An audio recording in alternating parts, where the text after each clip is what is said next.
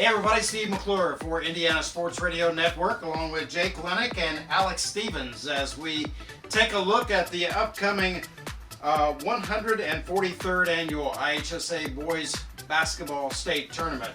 In Class 4A, this is a phenomenal look as far as the teams and talent is concerned. We all know about Romeo Langford and the New Albany Bulldogs, but Jake, there are just so many teams that can be considered to be moving up in line as we move toward the end of March. Yeah, for me, I love Romeo Langford as a Hoosier and IU graduate. I am rooting for Romeo Langford not only on the court of Indiana high school basketball, but off the court as a potential Indiana Hoosier himself, so I'm hoping he makes the right decision. But yeah, there is a ton of teams, a ton of talent. We've been following Southport all year, watching them go up against 4A juggernaut after 4A juggernaut, and you have to go to Warren Central, who's undefeated right now, and also we just came back, and I think this is a sleeper. Terre Haute South, who I happen to love, they have a kid named Craig Porter, who could be one of the best players I've seen all year. Alex Stevens, let's talk about Warren Central for just a moment. Sure. Coming out of one of the toughest conferences in the state in the MIC, but to go 22-0, do you know how difficult it is to go undefeated? It's unprecedented in such a difficult conference.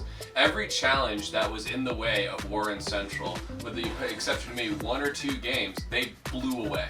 And that is wholly unprecedented. It harkens back to last year with the Ben Davis football team. When we kept thinking, oh, this might be the team that challenges them. Nope, that wasn't the case. So that's why I think, even though the 4A class is loaded, I would put Warren Central right now as the favorite. Well, it just goes to show you that the kind of talent and the team that we see from north to south is the Central Indiana.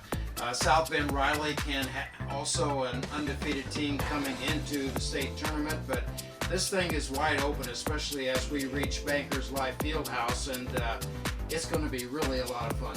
It really is, and I'm excited. It feels like there are all sorts of traps and pitfalls and all sorts of teams that can take each other out. All these sectionals are loaded. I know I can name a few sleeper teams off the top of my head, like Zionsville or McCutcheon, and even more teams down here in the MIC, like Ben Davis could be contenders.